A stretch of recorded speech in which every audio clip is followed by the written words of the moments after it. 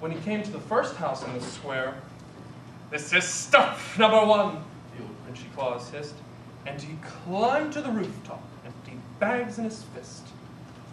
Then he slid down the chimney, a rather tight pinch. But if Santa could do it, then so could the Grinch. He got stuck only once for a moment or two. Then he stuck his head out of the fireplace flue, where the little Who stockings all hung in a row. "These stockings," he grinned, "are the first things to go." Then he slithered and slunk, with the smell most unpleasant, around the whole room, and he took every present. Pop guns and bicycles, roller skates, drums, checkerboards, tricycles, popcorn and plums, and he stuffed them in bags, and the Grinch very nimbly stuffed all the bags, one by one, up the chimney. Then he slunk to the icebox. He took the Who's feast. He took the Who pudding. He took the roast beast. He cleaned out that icebox as quick as a flash. Why, that Grinch even took their last can of Who hash. Then he stuffed all the food up the chimney with glee. "Now," grinned the Grinch, "I'll step up the tree." And the Grinch grabbed the tree, and he started to shove, when he heard a small sound, like the coo of a dove. He turned around fast, and he saw a small Who, little Cindy Lou Who was no more than 2. The Grinch had been caught by this little Who daughter, who'd got out of bed for a cup of cold water. She stared at the Grinch and said, "Santa Claus, why? Why are you taking our Christmas tree? Why?" But you know that old Grinch was so smart and so slick, he caught up the lie. And he thought it up quick. "Why, my sweet little tot," the fake Santa Claus lied, "there's a light on this tree that won't light on one side. So I'm taking it to my workshop, to my home, my dear. I'll fix it up there, and I'll bring it back here."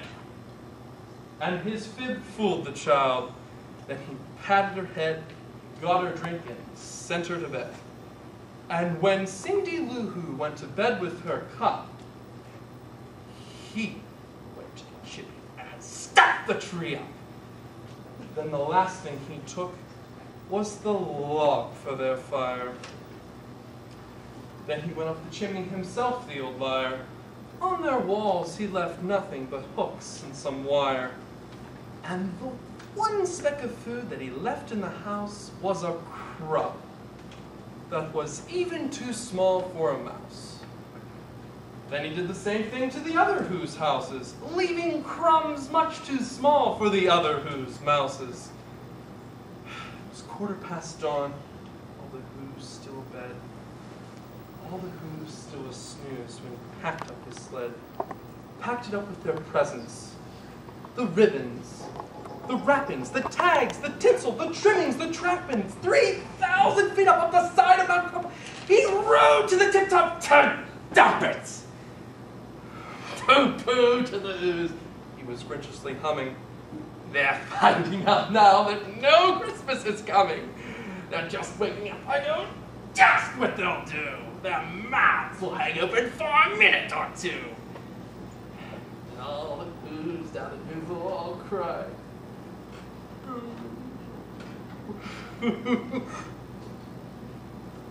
That's it, Elise, grinned the Grinch, that I simply must hear. So he paused, and the Grinch put a hand to his ear, and he did hear a sound rising over the snow. It started low, and it started to grow. But that sound wasn't sad. Why, this sound sounded merry. It couldn't be so, but it was very, very. He stared down at Who. The Grinch popped his eyes, and he shook.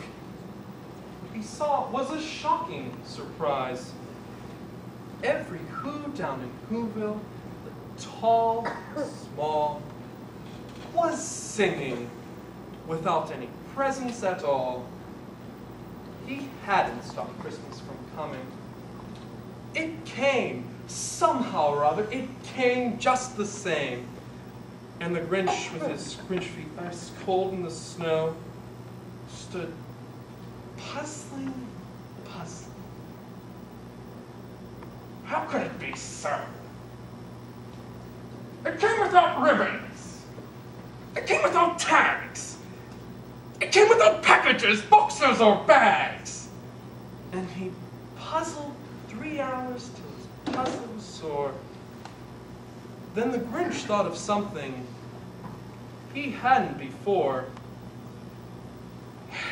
Maybe Christmas, he thought, doesn't come from a store. Maybe Christmas, perhaps, means a little bit more. And what happened then? Well, in Whoville, they say that the Grinch's small heart grew 3 sizes that day. And the minute his heart didn't feel quite so tight, he whizzed with his load through the bright morning light. And he brought back the toys and the food for the feast. And he himself carved the roast beast.